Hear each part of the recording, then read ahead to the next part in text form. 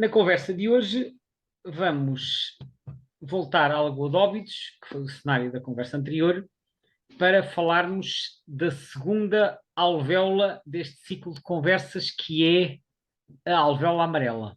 Olá, Zé. Olá, Bem-vindo tudo mais uma bem? E vez. estamos a falar da tua 43ª espécie. 43ª, é verdade.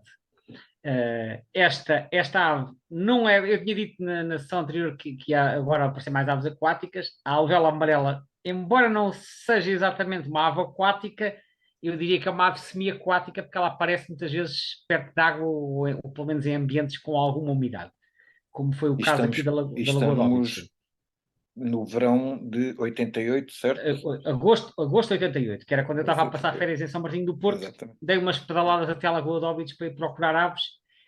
E então vi aqui a alvéola amarela. A alvéola amarela era uma espécie, que é mais uma daquelas espécies que eu já me lembrava de ter visto com o meu tio, numa saída para aí em 1985 ou 86, não sei precisar porque eu não fazia lista, na zona de Pancas. Pancas também era um daqueles sítios que me estava na memória de ter ido fazer uma saída com o meu tio, portanto, numa altura em que eu ainda tinha uns conhecimentos muito básicos e nem sequer estava às minhas espécies, mas lembro-me perfeitamente que nessa zona íamos naquele estradão que atravessa Pancas e a certa altura aparece-nos lá à frente uma alvéola amarela.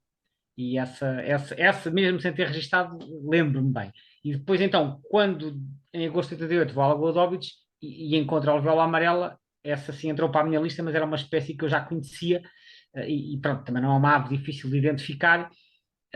E foi assim então que ela é adicionada. A Lagoa de Óbidos é uma zona úmida costeira, e a alvéola amarela em Portugal é uma ave típica de zonas úmidas costeiras. Como eu disse, elas gostam de alguma umidade, não precisam de estar ao pé d'água, mas não gostam de zonas demasiado secas e, portanto, de norte a sul do país podem ver-se em estuários, lagoas costeiras e ambientes circundantes que podem incluir salinas, arrozais, sapais e outras coisas do género. E, portanto, neste tipo de habitat observam-se desde a foz do Rio Minho, lá em cima, até à foz do Rio Guadiana, lá em baixo. Portanto, em E tudo o em que é zonas úmidas. altitude, Pronto, isto é o primeiro conjunto de habitats que é nas zonas costeiras de baixa altitude. E depois, para além disso, há também uma população em zonas de altitude, sobretudo no norte do país, a norte do Douro, nas serras, e um bocadinho no centro, mas menos, é sobretudo no norte, e estamos a falar Serra do Gerês, e creio que da Peneda, Serra do Alvão, Serra de Montezinho, portanto, várias serras em Trás-os-Montes, principalmente, creio que no Alto Minho e mais pontualmente na Beira Alta. Aí ocorrem em zonas que tenham alguma umidade, que são tipo, por exemplo, lameiros ou prados de montanha encharcados. E ocorrem em zonas de altitude que podem ir aos 1200 metros. Mas a abundância varia um pouco, aparecem em Trás-os-Montes, não só na Serra dos Gerês, mas também na chamada Veiga de Chaves, portanto, que é aquela zona um bocadinho mais baixa no Vale do Rio Tâmega, norte de Vila Real. Portanto, há em várias zonas de Trás-os-Montes, mas aí há vários prados úmidos e elas gostam dessas zonas. Portanto, desde que tenham um bocadinho de umidade ou de água, também aparecem. Muito pontualmente aparecem noutros locais do país, por exemplo, na zona de Elvas também já foi confirmada a nidificação, porque havia lá uma área extensa de arrozais e elas gostam disso. Em Espanha acontece a mesma coisa, portanto, é uma ave que, por exemplo, se tem expandido em algumas zonas, acompanhando o alargamento das áreas de regadio. Porque elas, lá está, o regadio, por exemplo, arrozais são uma zona inundada e elas facilmente colonizam esse tipo de habitat. Portanto, elas, por um lado, podem sofrer com a intensificação agrícola, como já aconteceu em certos países, por outro lado, podem beneficiar de certo tipo de agricultura. Daí que a situação da espécie seja razoavelmente estável e até tenha havido alguma expansão, por exemplo, em Espanha, nomeadamente na metade sul, devido precisamente à expansão do regadio, com a criação de arrozais e não só. Portanto, digamos que é uma ave que se tem conseguido adaptar razoavelmente bem a determinadas alterações de habitat, de hábito agrícola. nós aqui, de qualquer das maneiras, para além da subespécie que cá nidifica, também passam por aqui mais umas quantas subespécies, não é? E isto aqui é mais uma Passam uma daquelas data delas. espécies que tem uma série de subespécies. Tem muitas e com a vantagem que até são relativamente fáceis de identificar. Em Portugal já foram registadas pelo menos 6 subespécies, sendo portanto, esta espécie, a alvéola amarela, inverna em África, só cá está na primavera e no verão. Aqui nidifica é a Ibéria. É a Ibéria, que é mais comum e é aquela que nós podemos observar ao longo da primavera e do verão, normalmente, que se caracteriza por ter a cabeça azulada e a garganta branca. E depois as então, se partes calhar, para inferiores darmos um bocadinho de ordem a isto, fala-nos das outras subespécies pela relevância, digamos assim, com que elas podem aqui surgir. A mais comum cá é a Ibéria. Depois, nas passagens migratórias, a mais frequente a seguir à Ibéria é a nominal, que é a Motacilla flava flava, que é que ocorre na maior parte da Europa Central e Ocidental, exceto a Península Ibérica, que é parecida com a nossa, mas não tem a garganta, o mento branco, tem a garganta amarela, totalmente amarela até à base do bico. Essa é a flava flava. Depois temos a flava flavíssima, que é das Ilhas Britânicas. Essa é toda amarela mesmo na cabeça, amarela esverdeada por cima, não tem e é um amarelo muito intenso esta flavíssima, não é? É muito intenso. Atenção que estas cores mais intensas é só nos machos, porque as fêmeas têm cores mais esbatidas e são difíceis de identificar a subespécie e os juvenis é praticamente impossível. Portanto, na primavera, nas passagens primaveris e às vezes nas passagens outonais, conseguem-se identificar machos destas subespécies. Depois, para além destas, temos uma quarta subespécie que é a Motacilla flava thunbergi, que é que vem da Fino-Escandinávia. Portanto, Fino-Escandinávia, que é um termo que designa o conjunto da Escandinávia e da Finlândia, porque tecnicamente a Finlândia não faz parte da Escandinávia, embora algumas pessoas achem que sim, mas não. A Escandinávia é Dinamarca, Noruega e Suécia, e quando queremos incluir a Finlândia dizemos Fino-Escandinávia. E então, no centro e no norte da Fino-Escandinávia é a Motacilla flava thunbergi, que tem a cabeça escura, quase preta. Não totalmente preta, mas eu acho que é de um azul muito escuro. Essa aparece cá em passagem, mas é muito menos comum. Aparece de vez em quando, algumas até aparecem em bandos na passagem primaveril. Por exemplo, uma vez em Castro Marinho, em abril de 1992, foram vistos 20 indivíduos e há outros registros assim ocasionais, sobretudo, mas não exclusivamente no Algarve. E depois ainda há 2 subespécies acidentais em Portugal.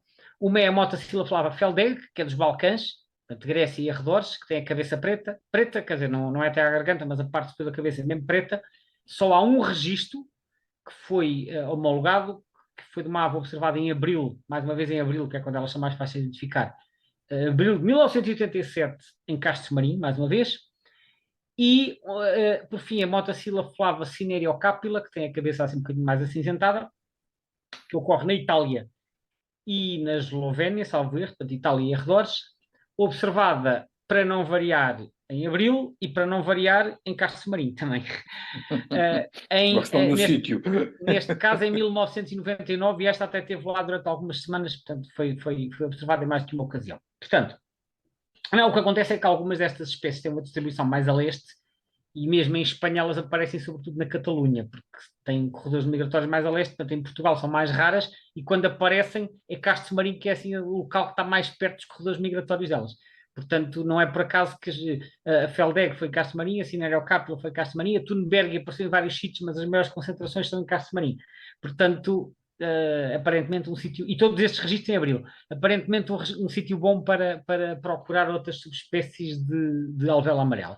Portanto, resumindo, aparecem cá diferentes subespécies em migração, em passagem migratória, com destino a vários países, vai tudo invernar na África tropical e portanto, e depois na época dos ninhos, que é mais ou menos desde março até setembro, temos cá a Motacilla flava ibéria. Durante as passagens, por vezes, observam-se bandos consideráveis, quer no litoral, quer no interior. Até aqui no Alentejo tenho visto às vezes bandos de 50 ou mais em zonas de erva curta, perto das barragens, a pastar ali ao pé das vacas, à procura de insetos. Já vi bandos de algumas dezenas. Fui procurar por curiosidade ao iVert qual é o maior registro em Portugal. É um registro efetuado em Aveiro, em agosto de 2022, em que o observador contou nada mais, nada menos do que 1.236 alvéolas a passar. A imigração, não era todas num bando, mas havia um bando de 200, havia outro bando de 200 e não sei quanto, portanto ele foi somando aquelas todas que passavam e contou 1.236, que é assim, obviamente, um registro excepcional, mas que mostra até que ponto é que esta espécie, em determinados dias, pode ser abundante na migração. Elas também fazem dormitórios, não é? Fazem dormitórios, nomeadamente em caniçais, depois da época dos ninhos, porque elas na época dos ninhos são mais territoriais, andam ali isoladamente, mas depois de terminada a época dos ninhos, juntam-se, e se houver caniçais é um tipo de sítio que elas gostam para dormir, tal como as andorinhas também. Talvez por estarem ali protegidas no meio da vegetação densa, penso eu, porque os caniçais são uma formação de vegetação densa, que dá alguma proteção, mas por outro lado estão perto de água, que é uma coisa que estas aves apreciam. A alimentação delas é essencialmente insetívora, Sim, sim. portanto, os habitats também têm que ser É ricos em típico insetos, não das é? aves com bico fino, não é? E, portanto, nós vemos Exatamente. elas podem apanhar estas presas quer no chão ou na vegetação baixa, mas também à superfície da água. Ou também podem capturar em voo, ao estilo dos papa-moscas. Às vezes assim, há alvéolas, tanto amarelas como brancas, assim, a perseguir qualquer coisa, quaisquer bichinhos em voo. E como eu disse, Por acaso é uma coisa engraçada de ver quando elas estão a fazer perseguição a um inseto qualquer em voo, fazem uns voos acrobáticos que aquilo não lembra a ninguém. Hum. E é engraçado, porque como eu disse há pouco, eu já as vi, por exemplo, alimentando-se ao pé do gado, seja vacas, seja ovelhas também, e de cavalos, também já as vi aqui em barragens, e é curioso porque o nome em espanhol desta espécie, em espanhol as alvéolas são lavandeiras, né? O nome espanhol é lavandeira boiera, boiera porque designa a associação ao gado. Portanto, é que nós temos a garça boieira, eles têm a alvéola boieira, que é a lavandeira boieira. E de facto elas gostam muito de se associar ao gado para apanhar os insetos que estão associados ao gado ou que são espantados pelo gado quando ele se vai deslocando. E portanto, pronto, ou seja, o modo de vida é parecido com as outras alvéolas, nomeadamente com as brancas, mas preferem zonas um bocadinho mais úmidas.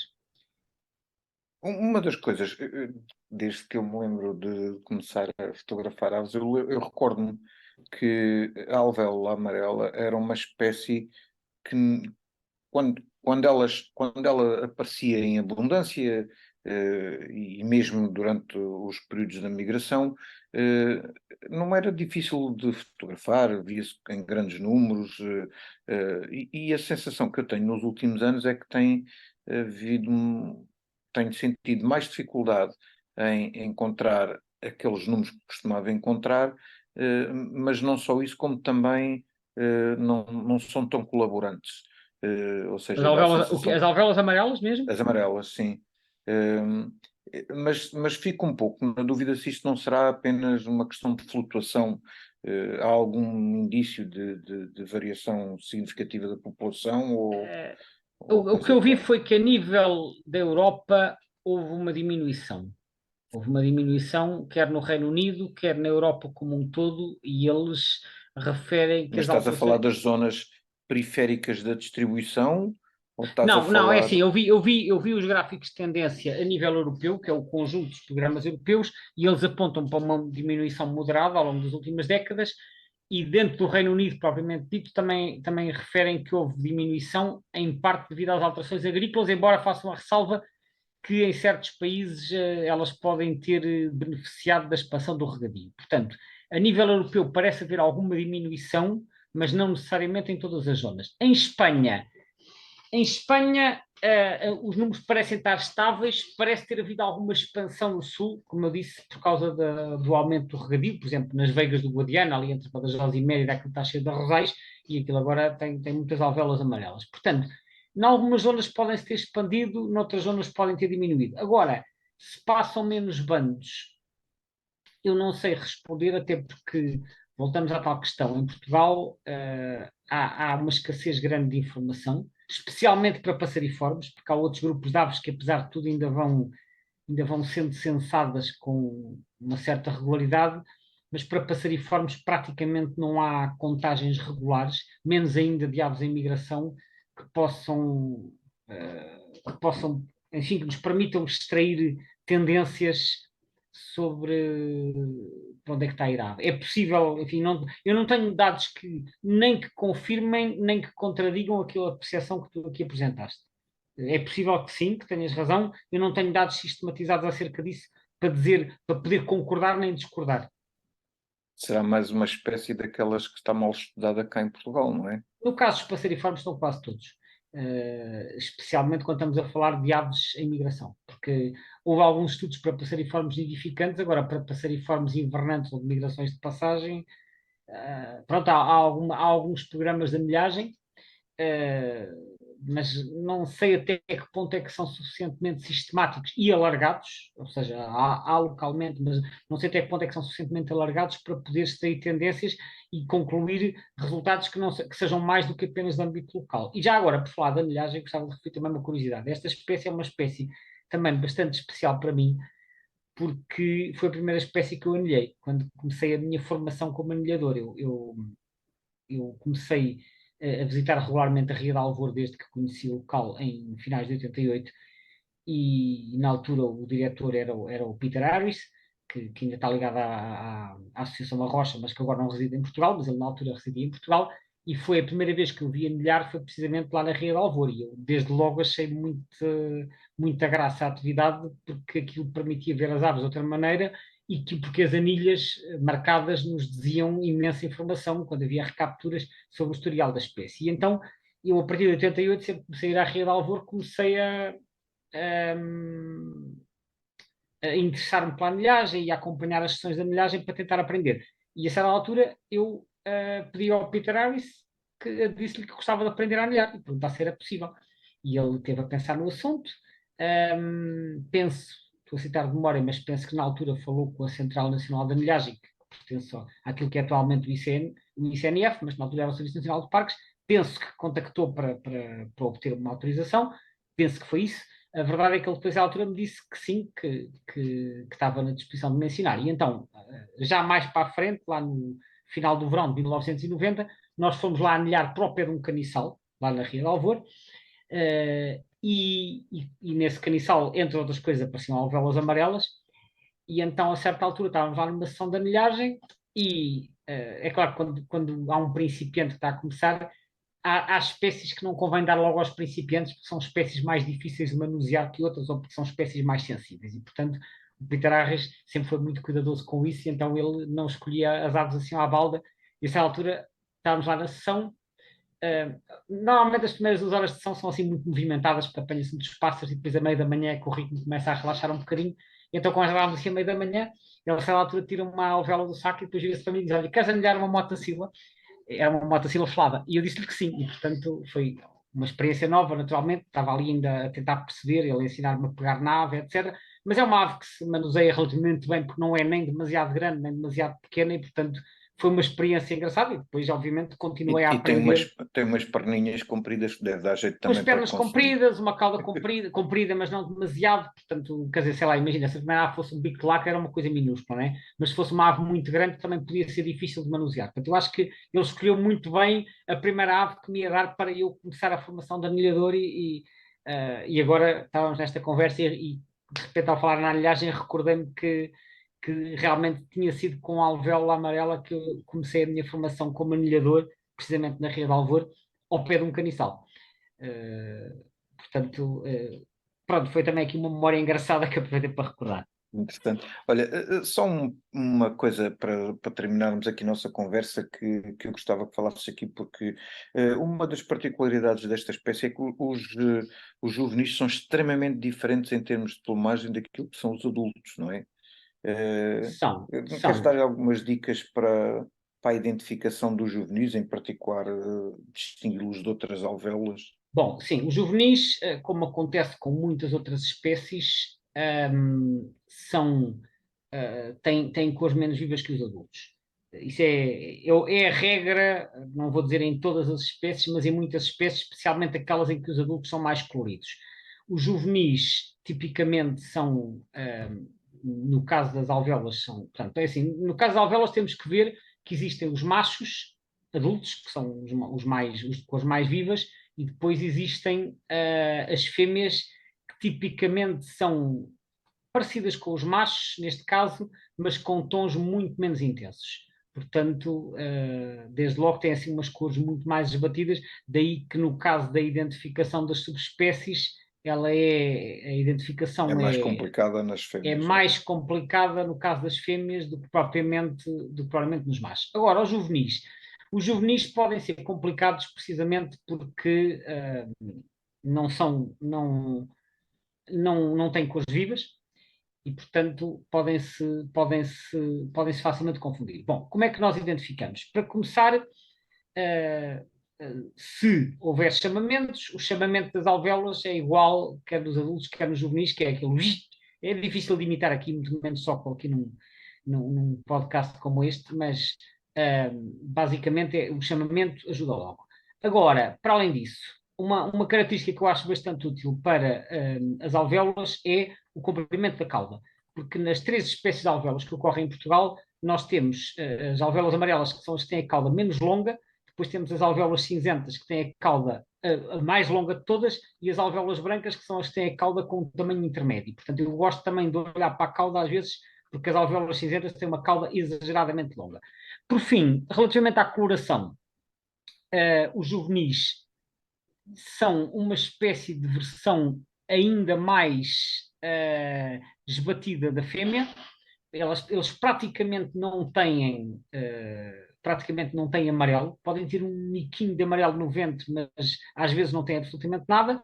Uma coisa que se nota muitas vezes é uma espécie de uma dupla risca alar, portanto tem assim na orla das grandes e das médias coberturas, podem ter portanto, uma risca branca, e depois a diferença relativamente às alvéolas brancas é que as alvéolas brancas, que também não têm amarelo, só que os juvenis normalmente têm um babetezinho preto, mesmo quando ainda são relativamente jovens. As alvéolas amarelas não têm. E normalmente têm também um bocadinho de lista supraciliar clara. Há aqui alguma variação entre subespécies, que nem sempre é fácil. Portanto, resumindo, tem uma coloração assim meio cinza acastanhado, branco sujo. A cauda não é muito longa, ou seja, é uma cauda longa da alvéola, mas não tão longa como as alvéolas cinzentas, e não tem propriamente assim um babete preto como têm as alvéolas brancas, e tem uma leve lista supraciliar. São assim as dicas E que eu normalmente quem utilizo para quiser identificar saber estas mais coisas. sobre a identificação pode ver um vídeo que tu tens também aí no canal do Do YouTube Aves de do Portugal, Aves de um Portugal tutorial sobre a sobre... identificação de alvéolas, exatamente. Exatamente, era aí que eu queria chegar também. Ok, Muito olha, bem, obrigadíssimo. Gonçalo, ficamos foi mais aqui. uma conversa Obrigado sobre eu, obrigado aves. a todos que nos ouviram, Até à e próxima. voltaremos em breve com mais uma espécie. Certo.